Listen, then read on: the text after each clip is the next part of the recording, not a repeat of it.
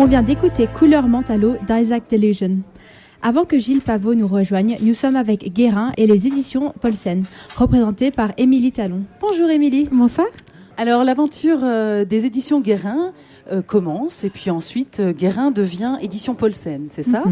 Michel Guérin et Frédéric Paulsen se rencontrent en 2005.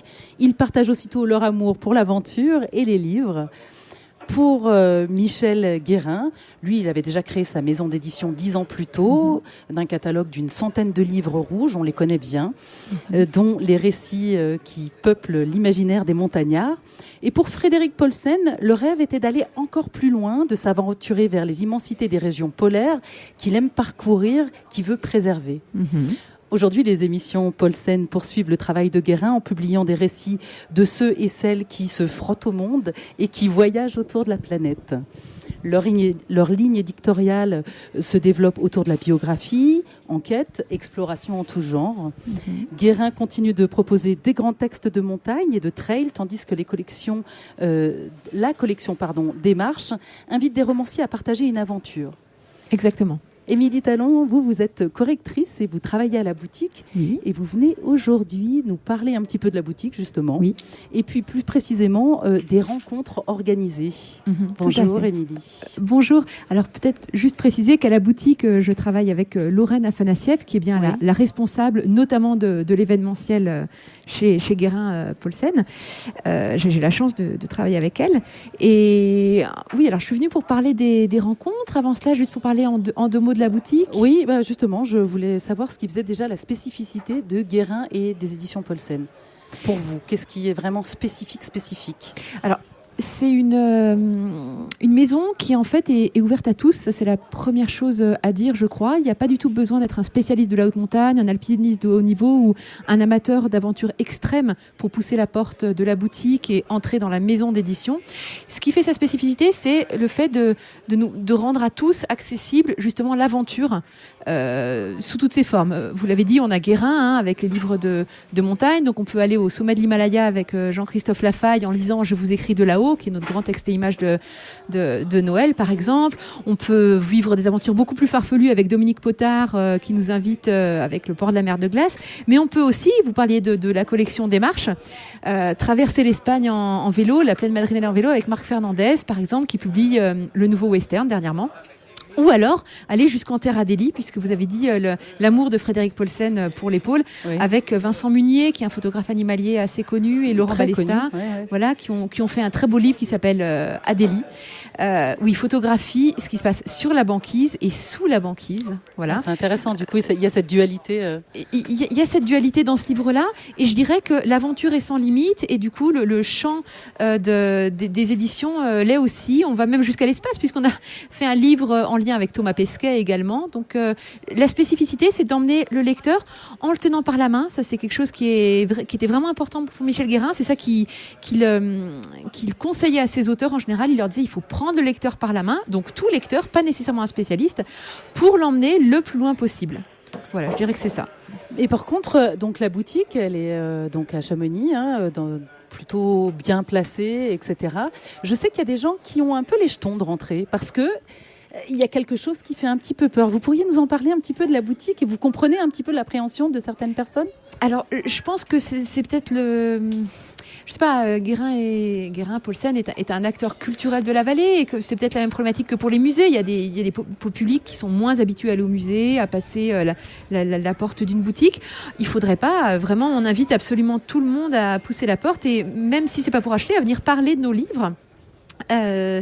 Voilà, alors c'est peut-être le côté très rouge justement, mais moi je me dis que ça fait un peu comme la corrida là, que ça devrait donner envie de foncer à tout le monde. Je sais pas si ça donne envie de foncer à tout le monde la corrida, personnellement moi non, mais il y a aussi quelque chose un peu peut-être qui peut sortir un peu élitiste. Non, je sais pas, ça vous parle pas ça?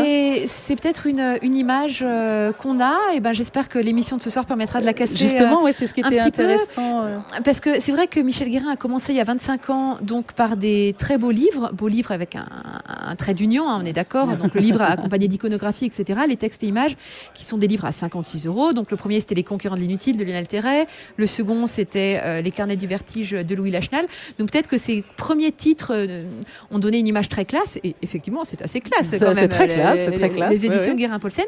Mais depuis, il y a eu bien d'autres formats qui sont adaptés à tout le monde. On a la petite collection, par exemple, qui est un format de petits livres entre, je dirais, 12 et 15 euros, qu'on peut glisser dans son sac à dos, qu'on retrouve dans les refuges. Donc c'est vraiment ouvert à tous. C'est ouvert à tous. Oui. Voilà. D'accord. Mais peut-être c'est aussi l'emplacement de la boutique qui fait ça, parce que comme elle est un petit peu en retrait, peut-être, je ne sais pas, mais en tout cas on a des gens qui à tout le monde de venir et de pousser la porte, en tout cas, et de venir vous rencontrer, parce que vous êtes tellement super dans cette boutique et très agréable. Que ça vaut le coup. Il y a plusieurs collections du coup. Voilà. Vous pourriez m'en parler un petit peu ? Bien sûr, il y a 3 collections. La première n'est pas... On évite de parler de collection parce que c'est le cœur de la maison d'édition, c'est Guérin. Oui. Donc c'est plus une marque, dit Charlie Buffet, qui est son directeur littéraire. Donc Guérin, c'est l'héritage de Michel Guérin d'abord, et c'est la continuation. Alors après Michel Guérin, il y a eu Marie-Christine Guérin qui s'en est occupée, ensuite Christophe Rella, aujourd'hui Charlie Buffet, et plein de petites mains, je ne les cite pas tous, mais évidemment c'est toute une équipe.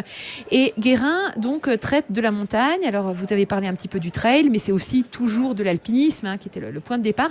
Cependant qu'aujourd'hui, une de nos meilleures ventes, c'est Born to Run de Christopher McDougall, donc une bible du trail. Du trail, oui, bien sûr. Et puis voilà, toutes les aventures en montagne, c'est Guérin. Ensuite, il y a Démarche. Donc là, c'est tout type d'aventures, d'itinérance, toujours à la première personne du singulier. On fait 95% de vécu. C'est essentiellement du récit chez nous.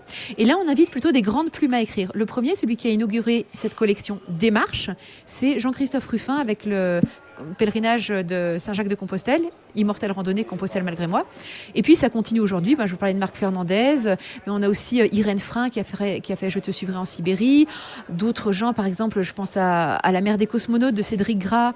Là, Cédric Gras part sur un brise-glace en Antarctique. Donc tout type d'itinérance littéraire. Et dernière collection, la collection Exploration ou Paulsen Paris, elle a plusieurs noms.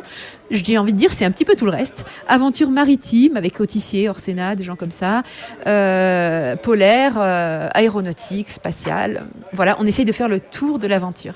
Eh bien, avant que vous nous présentiez aussi tout le programme qui est assez chargé chez Guérin, vous avez plein de rencontres à nous proposer. On va écouter un petit peu de musique.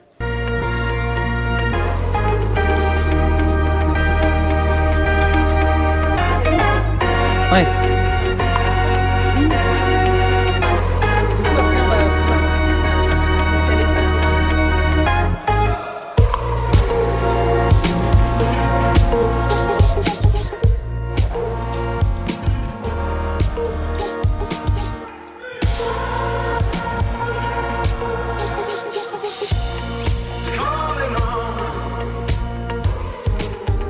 What I see is true. Tell me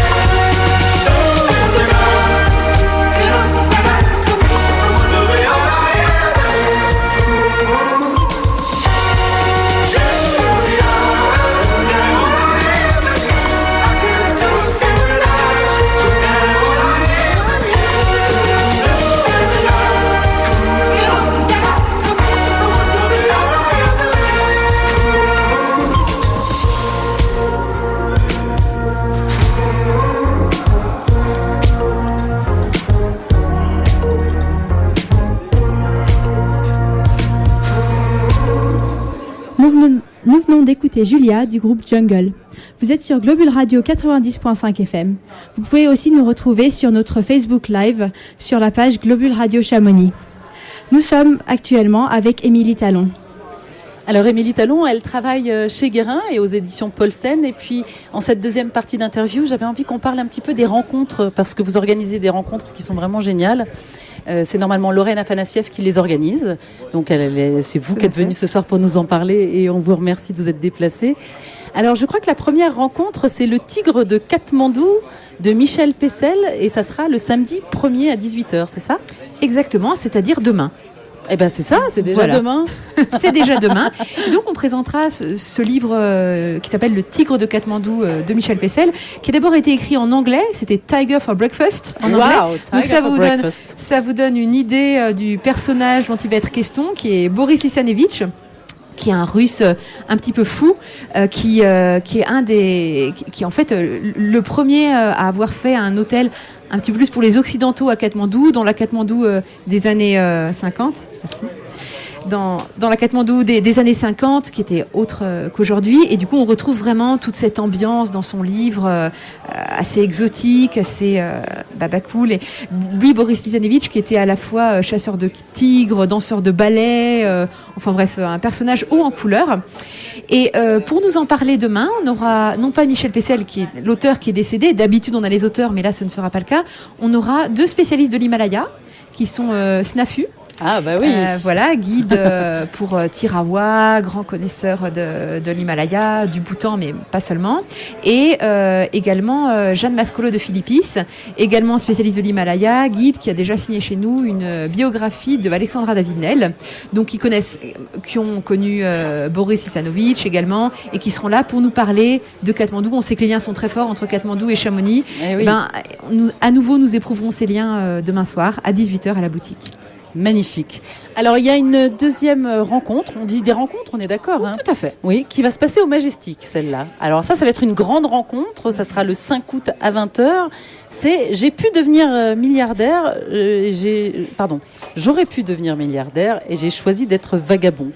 Alors, tout à fait. Ce sera une rencontre d'abord avec le public, mais aussi entre deux grands auteurs en réalité. Effectivement, l'auteur de « J'aurais pu devenir millionnaire, j'ai choisi d'être vagabond ». J'adore le titre. Ah oui, oui. Il est un petit peu long, un petit peu à rallonge, mais effectivement, il annonce le programme quand même. Ce jeu de J'aurais pu devenir millionnaire, c'est celui de John Muir, dont c'est la biographie en fait. Donc Alexis Génie est l'auteur. Voilà, je me permets de... Oui, bien sûr. Voilà. Alexis Génie est l'auteur. Il faut savoir qu'il a été le prix Goncourt du roman pour l'art français de la guerre, Alexis Génie, donc c'est une très belle plume qui signe ce texte. Et il s'est passionné, il a été émerveillé par John Muir, grand écologiste, même si on parlait pas encore d'écologiste à l'époque de la fin du XXe siècle, un jeune Écossais qui débarque avec sa famille pour faire fortune aux États-Unis, dans l'Ouest américain où on coupait des séquoias à tour de bras sans se poser de questions, mais qui lui en fait va tomber amoureux de cette nature et être l'un des premiers à la défendre. Il aurait convaincu Theodore Roosevelt de faire le parc du Yosemite, et c'est donc la vie de ce personnage exceptionnel en tout point que nous raconte Alexis Génie. Alexis Génie qui sera donc sur scène, mais il ne sera pas seul. Non, parce qu'il est accompagné aussi de Aux arbres aux citoyens de Jean-Louis Etienne, c'est ça ? Voilà, il est accompagné de Jean-Louis Etienne, donc qu'on connaît comme un grand explorateur polaire, d'abord, mais merci. Qui en réalité, entre deux explorations polaires, va se ressourcer parmi les arbres et qui ici signe un plaidoyer vibrant pour la protection de l'arbre, la forêt. Donc Alexis Génie et Jean-Louis Etienne nous parleront à travers cette soirée environnement de l'homme et de son rapport avec la nature, de la nature en général, de l'importance de la préserver. Et pour être un peu raccord avec votre témoignage précédent, est-ce que je peux me permettre de vous lire un minuscule passage ? Bien sûr. Est-ce que vous voulez qu'on vous tienne votre micro pendant que vous lisez ou vous arrivez à tout faire en même temps ? Vous êtes trop forte. Je vais essayer et puis on verra. On s'essaye, si jamais, allez-y, je vous en prie. Donc en fait, pour Aux arbres citoyens, dans lequel Jean-Louis Etienne dit que l'arbre est peut-être l'avenir de l'homme, il commence par ouvrir son texte par une citation de Chico Mendes, donc un militant. Chico Mendes qui dit « Au début, je pensais que je me battais pour sauver les EVA. Puis j'ai pensé que je me battais pour sauver la forêt amazonienne. Maintenant, je sais que je me bats pour l'humanité. » Voilà, je trouve que ça résume un petit peu le propos de Jean-Louis Etienne qui veut défendre ses arbres à travers ce livre à travers autre chose aussi. Et puis, j'aimerais bien aussi également rapidement citer Alexis Génie, donc sa biographie de John Muir. Le début du texte. Un beau jour de 1875, un très beau jour d'automne où le soleil accordait un revêtement de velours à toutes les couleurs de la forêt, aux roux, aux oranges passés, aux verts fatigués, un homme barbu, mince et bien bâti, suivi d'un petit mulet, marchait d'un bon pas dans les montagnes de Californie. Il allait dans ces forêts claires où le séquoia règne sans partage et les arbres géants plantés directement dans le ciel semblaient dire « Tout va bien pour nous et nous comptons vivre éternellement ». Les autres arbres, des conifères eux aussi, n'étaient pas des rivaux. Ils servaient à meubler le paysage. Ils étaient les écuyers des colosses de la forêt. C'est magnifique, ouais. On se replonge dans la forêt avec Alexis Génie et Jean-Louis Etienne dès mercredi prochain. Et Jean-Louis Etienne, il a écrit d'autres livres ou pas ? Bien sûr, il a écrit. Il a écrit chez de nombreux éditeurs. Je suis désolée de mon ignorance, mais je ne savais pas du tout. Chez Paulsen, il a écrit Persévérer, dans lequel il parle de l'opiniâtreté qu'il faut avoir pour traverser l'Antarctique, par exemple. Et dans mes pas, pour que justement nous lui emboîtions le pas derrière lui, pour marcher avec lui, donc sur la banquise ou dans la forêt. Alors il y a une troisième rencontre qui s'appelle Impatiente, ma troisième vie commence au Mont Blanc, de Sylvia Samicia, j'étais pas sûre, ouais. Ça sera mercredi 12 août à 18h. Tout à fait. Alors c'est un livre qui n'est pas encore disponible en librairie, mais dont on fera le lancement justement le 12 août. C'est celui-ci. Impatiente, ma troisième vie commence au Mont Blanc. Donc Sylvie Samicia nous livre un très beau témoignage. Tu peux le prendre pour je vous le donne. Voilà. Du coup, elle semble avoir traversé des choses difficiles. Tout à fait. Elle a eu un gravissime accident de moto. Je ne révèle rien de terrible puisque c'est. Pas tout c'est vraiment le tout début parce qu'en fait, c'est d'abord un texte de lutte. Ce texte, une lutte contre elle-même, contre ce coup du sort et même un petit peu contre certains médecins qui lui disent qu'elle ne pourra jamais remarcher. Et avec cette idée fixe de retourner au Mont Blanc, elle habite Valorcine et elle est très proche des montagnes, elle va réussir à mener sa rééducation à bien et très au-delà des espérances médicales pour remonter au sommet. Ah, c'est magnifique. Vous voulez nous lire un petit extrait ou vous n'aviez pas prévu ? Si vous n'avez pas prévu, vous n'avez pas prévu. Hein. Je n'avais pas prévu. Eh bien, écoutez, on peut passer à une autre rencontre. Mais disons que peut-être, je peux vous lire un tout petit bout de la 4e de couverture ? D'accord, mais alors tout doucement. Hein. Tout doucement, lentement. Oui. Patiente, moi ? Jamais. Pas question de me couler dans la peau d'une malade à vie, handicapée, condamnée à la chaise roulante. Patiente, je ne l'ai jamais été et je ne le serai jamais. Impatiente, oui. Quand je me réveille d'une semaine de coma après un grave accident de moto, le médecin m'annonce que je suis paraplégique et que je ne remarcherai plus. Je n'hésite pas un instant, je ne croirai pas les médecins, je marcherai et je retournerai là-haut, jusqu'au sommet du Mont Blanc. Ça fait envie, merci beaucoup. Alors la 4e rencontre du mois d'août, elle se passera le 28 août à 18h et c'est Halluciné de Thomas Venin. Vénin, pardon. Tout à fait. Faux. Oh là là. Ah non, c'est très bien. Mais avec ces 2 N, du coup, on le. Oh là là, c'est non. Et puis, il nous éclaire avec ses différents textes. Il avait déjà signé un texte, Thomas Venin, chez Guérin, qui s'appelait La dent du piment, balade épicée dans l'histoire de l'alpinisme. Un texte dans lequel il présentait l'histoire à travers différentes dates. Enfin, c'était des entrées par date. C'était extrêmement drôle. En fait, c'est vraiment un spécialiste de l'histoire alpine et qui a aussi un sens de l'humour et de la formule assez intéressant. Et là, il revient avec ce 2e texte qui s'appelle Les Hallucinés, dans lequel il relate différentes histoires d'hallucinations à très haute altitude, puisqu'on le sait, ces grands himalayistes qui partent sur les 14 8000 ou ailleurs vivent des choses et ont des visions un petit peu étranges quand ils sont au sommet. Ils n'ont d'ailleurs pas besoin de faire les 14, un seul ça suffit. Oui, un seul ça suffit, même à 7000 c'est déjà pas mal. Et typiquement Jean Treuillet qui voit des congélateurs au sommet de l'Everest quand il fait sa sieste avec l'Oretan au sommet de l'Everest, là les congélateurs c'était des séracs en vrai. Voilà, c'est juste un exemple.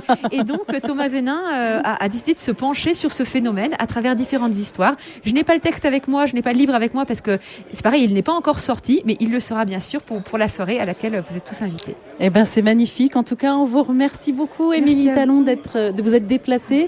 On embrasse très fort Lorraine. On lui souhaite aussi un prompt rétablissement pour sa cheville, je crois. Tout à fait, on l'embrasse.